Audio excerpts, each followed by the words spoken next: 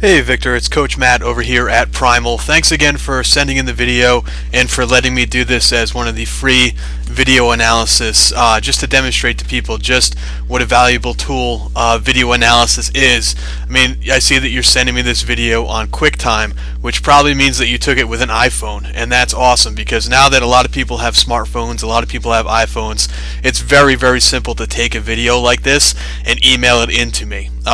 Thanks for going online, checking out the video analysis that we do. It's super cheap, so it's a great way just to keep yourself in check if you don't have a coach or if you don't have somebody watching you.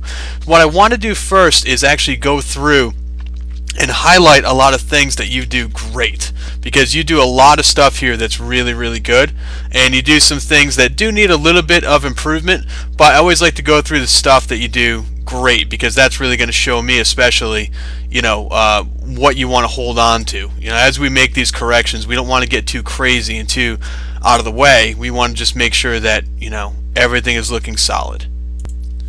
Alright, so the first thing we want to look at, actually with QuickTime it's really cool too, because you can go frame by frame by using the right and left arrow. First thing that you do great is look how far back you get with this right side. Most people don't have the flexibility to get this far back, and you can see exactly how far you get back is to right about at this point, and that's fantastic. And you can start to see why. You've got your left arm all the way over, the right arm's all the way back. What that's going to do is it really accentuates that you're keeping the right hand behind the right hip the entire time. So you can see that you run in front of the discus. The discus doesn't catch up to the hip, and as you drive down the middle, you're running in front of the discus. The discus is behind the hip. The other thing that you do so very well is your explosion at the end.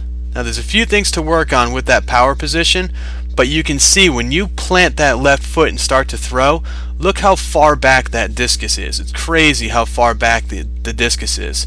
You explode up and into the throw, and you've got a great tall release, and you're real explosive, and you do a great job of pushing all of your body and all of that power into the throw. You can tell there's not a lot of wasted energy at the end. You do a great job with it.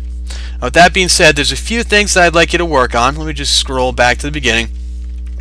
The first thing that we want to talk about is as you come out of the back of the circle. What you'll see is that as you come out of the back, you do what a lot of athletes do.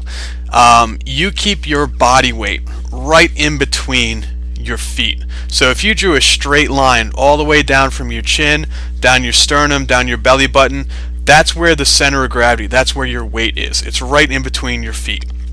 So as you drive out of the back of the circle, you never really shift weight. Basically what you're doing is you're kind of crossing your legs, as you can see here. You cross your legs and you step over the left foot with your right leg. See how you just step over? And while that's not a bad way to enter the circle, what it does is it starts to get your body rotating in a circle. And because your body's rotating and spinning out of the back, instead of turning and driving, you spin out of the back of the circle, and the first thing that crosses the midpoint of the circle is your butt. What we want to do is make sure that you drive down that circle. You're running and bounding down the left sector line. So always keep that in mind. Here you're not running at all. You're just spinning. You're doing like a little pirouette almost. You're pivoting on that left foot, and you can see how your upper body spins around. Everything spins around. There's no real drive. It's just a spin. So again, not a bad thing, but not optimal either.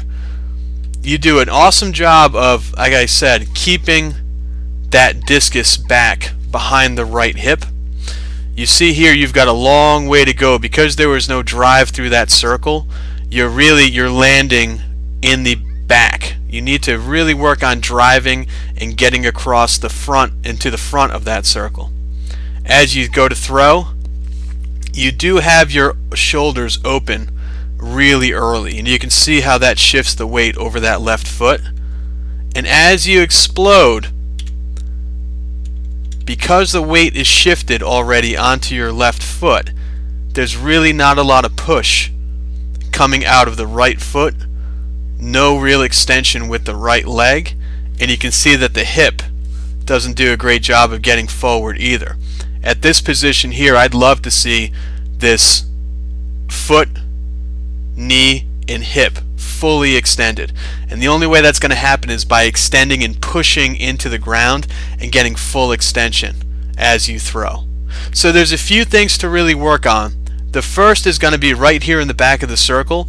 Let's shift weight over onto the left. So as you look down at your foot, we want to see the ankle, the knee, and the hip stacked on top of each other. You're going to do that by shifting those shoulders over and trying to get your sternum over your left knee. Once that happens, you're going to be able, instead of crossing your legs and spinning, you're going to be able to shift weight and drive. So from here, we want to see you run, sprint. You're in the perfect position to sprint, as you can see. We want to see you sprint from here down that left sector line. So take that right foot, drive that right knee and that right foot across the circle so that you're flying through the circle with both feet off the air. That's what's called zero support. You can see right here you're in zero support, but you can see what's happening is you're already spinning your butt around, spinning your hip around. So really drive. I want to see that right foot landing somewhere in this area. So get a nice long run, a nice long bounding explosive run across that circle. And as we do that, we got to work on, when we hit this position here, the first thing that happens is we have to turn this right foot. As the right foot turns, it's going to keep the weight over this right side on this right leg and stop from shifting forward. So what I'll do is I'll put my cursor right on your center of gravity, and you can see what happens. You shift, shift, shift, shift your body forward rather than staying back on the right foot to extend your right side all the way and drive up into that circle with your hips driving all the way up. You can't really extend your hip when the foot is off the ground because there's nothing to push off of. There's no way that you can fully stand up and extend that right leg, extend your hip, if the right foot is floating in the air. It's like jumping out of an airplane and then trying to jump as you're falling towards the ground. There's no base, there's no support for you to push off of, so you're not going to go anywhere. Same thing holds true here. So drills that you can do to improve this. The first drill coming out of the back of the circle is that clock drill, and what I'll do is I will put a link to my video that explains that on the YouTube channel. It's a video that just explains how to turn out of the back and shift your weight and get low, left, and long. Right now you're low and you're long, you're just not getting over that left side, you're not getting left.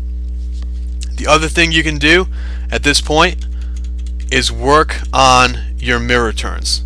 So mirror turn, you're going to start facing the left sector right here, explosively turn that little half turn, that little mirror turn into a standing throw, and just work on, instead of shifting the weight forward, exploding up in the air. So straight up in the air, explode up, get full extension with your legs and full extension with the hips, and you're going to see a much more explosive throw that's going to use the more powerful part of your body, which are your legs and your hips and your butt, and that's going to give you a much further throw. It's going to add distance. You're going to get a little bit more height from your legs instead of using the upper body, and the distance will just fly out there a lot more level, and it's going to go out there a lot further. I mean, you're going to be throwing PRs like crazy once those two things really get worked on. Alright, so I'll send you that video link in the email along with this video response. And if there's anybody else out there that has questions, or if there's anybody else out there that's looking for the video analysis, what I'm going to do is put the link underneath the YouTube video. Just click on that link. It's extremely cheap.